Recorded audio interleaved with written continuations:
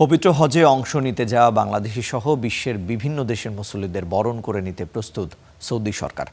বিশেষ করে মিনা এবং মুজদালিফায় হাজিদের আবাসন ও অন্যান্য সুযোগ সুবিধা উন্নত করতে চলছে ব্যাপক সংস্কার কাজ।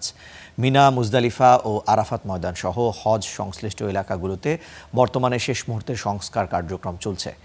এদিকে মক্কা এবং মদিনায় হাজিদের আবাসন ও মিনা, আরাফাত ময়দানের প্রস্তুতি সরজমিনে তদারকি করছে বাংলাদেশের ধর্মমন্ত্রী।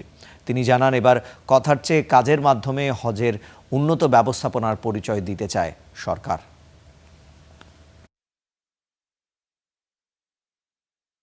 হজ যখন আল্লাহর রহমতে সম্পন্ন হবে তখনই আপনারা বুঝতে পারবেন যে আমাদের চেষ্টাটা কি ছিল।